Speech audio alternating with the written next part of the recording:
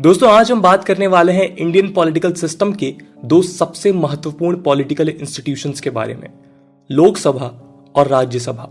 15 अगस्त 1947 को जब हमारा देश इंडिपेंडेंस ऑफ इंडिया एक्ट के तहत आजाद हुआ, तब हमारे देश के तत्कालीन प्रधानमंत्री जवाहरलाल नेहरू ने ट्रिस्ट विद डेस्टिनी नाम का वर्ल्ड फेमस स्पीच दिया। इस स्पीच में आजाद भारत को लेकर एक सपना था, जिसके तहत भारत को एक प्रोग्रेसिव और डेमोक्रेटिक राष्ट्र बनाकर फ्रीडम और प्रॉस्पेरिटी को भारत के हर एक इंसान तक पहुंचाना था।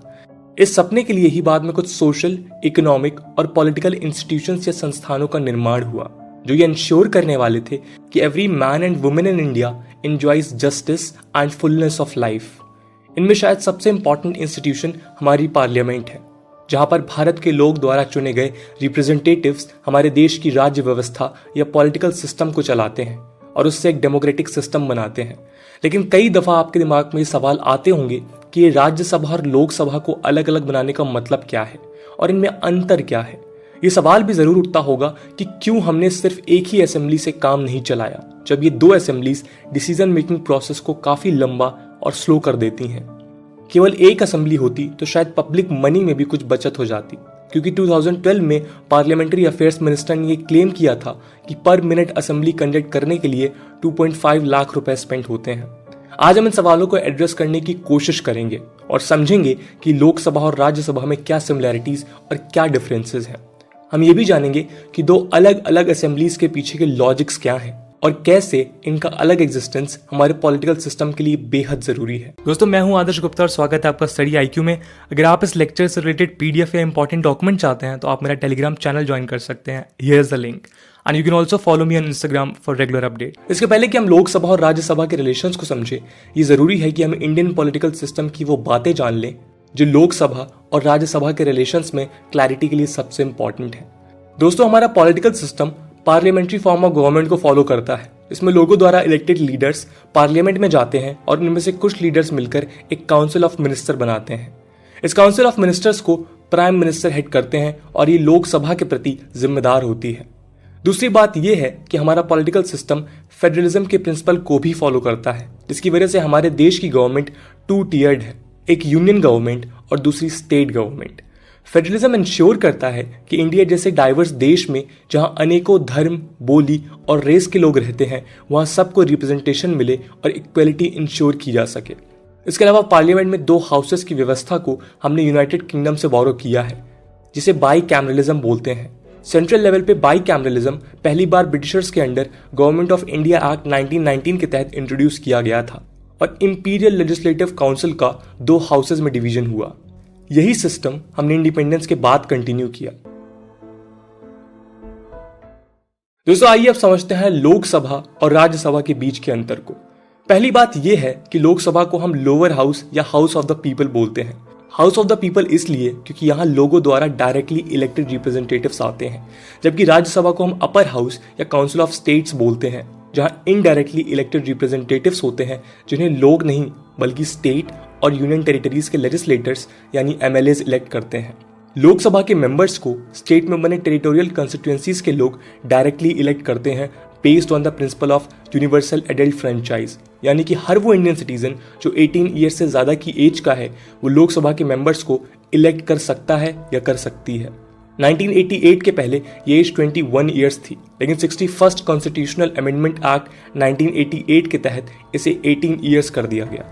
इसके अलावा पार्लियामेंट के पास पावर है कि वो यूनियन टेरिटरीज के मेंबर को कैसे चूज करना चाहता है। इसके लिए यूनियन टेरिटरीज एक्ट 1965 इनैक्ट किया गया था, जिसके अंडर यूनियन टेरिटरीज से भी एमपीज डायरेक्टली ही इलेक्ट किए जाते हैं। राज्यसभा की बात करें तो इसमें principle of proportional representation by means of single transferable vote होता है। ये कॉम्प्लेक्स वोटिंग सिस्टम है, जिसमें वोटर्स यानी कि स्टेट लेजिस्लेटर्स कैंडिडेट्स को लेकर अपने प्रेफरेंसेस देते हैं, बजाय इसके कि वो सिर्फ एक कैंडिडेट को चुने जैसा कि डायरेक्ट इलेक्शन में होता है। काउंटिंग के वक्त जो कैंडिडेट्स इलेक्ट या एलिमिनेट हो जाता है, उनके एक्स्ट्रा या फिर डिस्कार्डेड वोट्स को बाकी के कैंडिडेट्स में ट्रांसफर कर दिया जाता है in the order of preferences, और इस तरह से फाइनल विनर्स अनाउंस किए जाते हैं। नंबर ऑफ मेंबर्स की बात करें, लोकसभा का total seating capacity Indian constitution ने 552 रखा है, लेकिन करेंटली इसकी एक्चुअल स्ट्रेंथ 543 है। इनमें से 530 और 13 मेंबर्स स्टेट्स और यूनियन टेरिटरी से डायरेक्टली इलेक्ट होते हैं और 2 मेंबर्स प्रेसिडेंट द्वारा नॉमिनेट किए जाते हैं। ये 2 मेंबर्स 2019 तक एंग्लो इंडियन कम्युनिटीज से आते थे, लेकिन 104th कॉन्स्टिट्यूशन अमेंडमेंट एक्ट 2019 ने अब इस प्रोसेस को खत्म कर दिया है।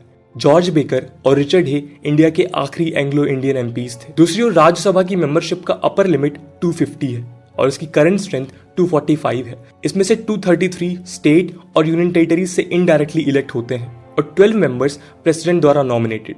ये 12 मेंबर्स सोसाइटी के एमिनेंट मेंबर्स हैं जिनके पास लिटरेचर, साइंस, आर्ट और सोशल सर्विसेज जैसे फील्ड्स में स्पेशल नॉलेज और प्रैक्टिकल एक्सपीरियंस होता है।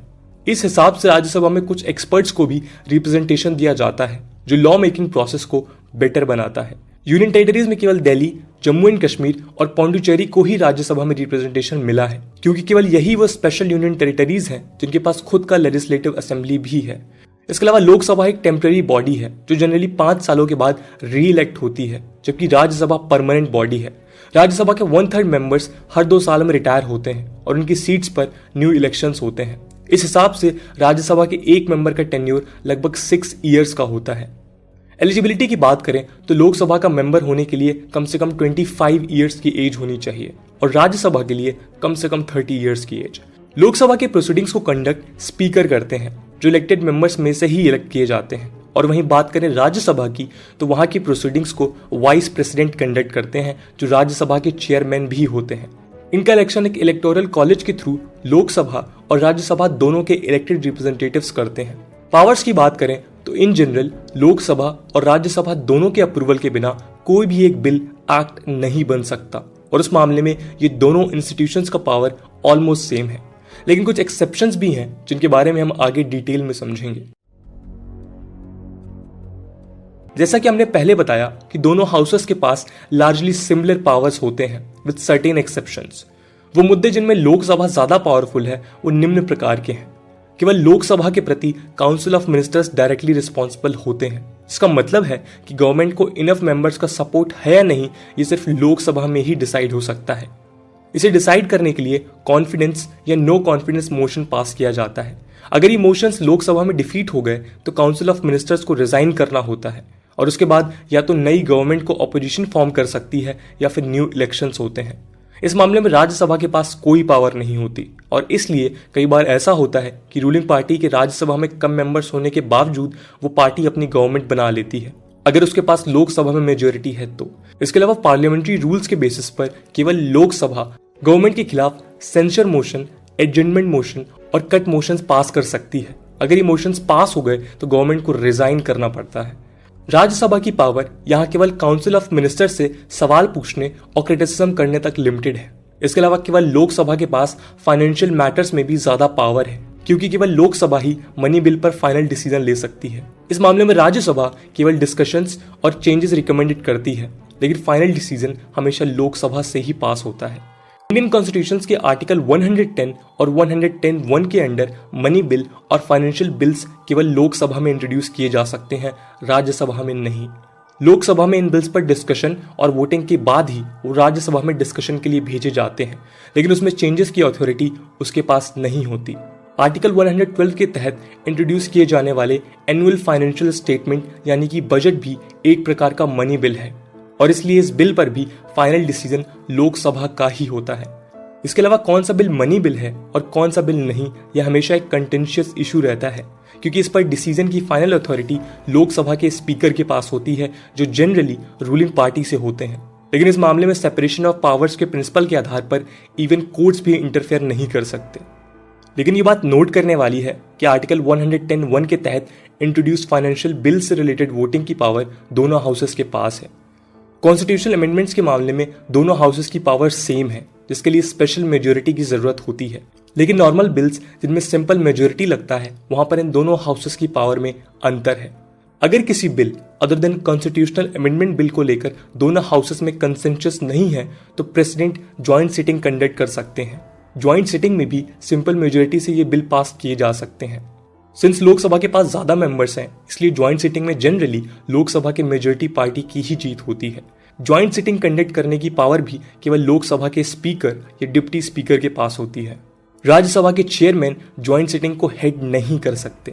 इस मामले में भी लोकसभा ज्यादा पावरफुल दिखाई देती है। राज्यसभा की बात करें तो उसके पास भी कुछ स्पेशल पावर्स होती हैं जो लोकसभा के पास नहीं है।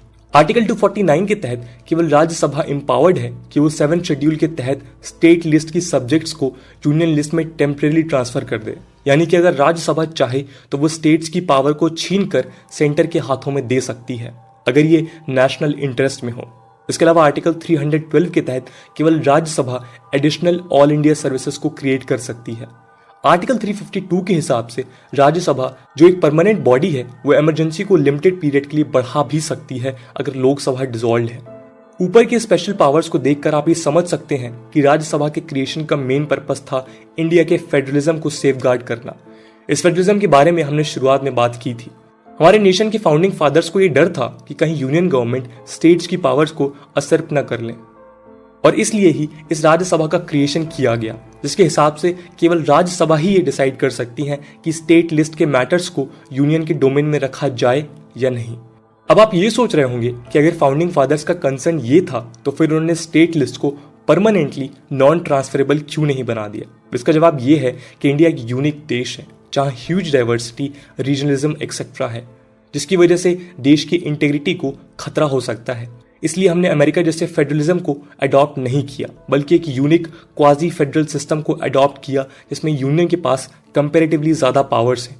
इमरजेंसी सिचुएशंस में ऐसा हो सकता है कि कुछ स्टेट लिस्ट के सब्जेक्ट्स में यूनियन गवर्नमेंट को लॉज बनाने की जरूरत हो, और इसलिए ही राज्यसभा को स्टेट लिस्ट को ट्रांसफर करने की पावर्स दी गई। इसके अलावा राज्यसभा ये भी इंश्योर करता है कि कोई भी लॉ या बिल जल्दबाजी में पास ना किया जाए, और स्टेट्स जहां के लेजिस्लेटर राज्यसभा के मेंबर्स को इलेक्ट करते हैं उनका भी कंसेंट इन बिल्स में हो। राज्यसभा का परमानेंस ये भी इंश्योर करता है कि इन टाइम्स ऑफ क्राइसिस और political chaos Indian political system function करता रहे। फॉर एग्जाम्पल, अगर इलेक्शंस में किसी भी पार्टी को मेजोरिटी ना मिले और कोई भी फैक्शन गवर्नमेंट बनाने को लेकर कंसेंसस स्टैब्लिश ना कर पाए तो उस सिचुएशन में देश को अराजकता से बचाया जा सके। इसके अलावा एक्सपर्ट्स ये भी कहते हैं कि राज्यसभा कई बार ये भी इंश्योर करता है कि समाज के वल्नरेबल सेक्शंस जैसे विमेन, रिलीजियस, एथनिक और linguistic minority groups existing discriminatory social structure जैसे पैट्रियार्की, कास्टिज्म, कम्युनलिज्म और रीजनलिज्म की वजह से शायद डायरेक्ट इलेक्शन से लोकसभा में ना आ सके। इसलिए इनडायरेक्ट इलेक्शंस के थ्रू उन्हें राज्यसभा में रिप्रेजेंटेशन मिलता है और उनके कंसर्न्स भी डिसीजन मेकर्स तक पहुंचते हैं। इस हिसाब से राज्यसभा हमें मेजोरिटेरियनिज्म से बचने में भी हेल्प करती है। तो दोस्तों, ये था राज्यसभा और लोकसभा में अंतर। हम आशा करते हैं कि अब आपको राज्यसभा और लोकसभा के फंक्शंस और इनकी रिस्पॉन्सिबिलिटीज में बेसिक डिफरेंस की जानकारी हो गई होगी। दोस्तों, आज की वीडियो के लिए इतना ही। आई होप आपको वीडियो पसंद आई होगी, और अगर पसंद आई है तो शेयर करना ना भूलें। हम मिलते हैं अगली वीडियो में, तब तक के लिए जय हिंद, जय भारत।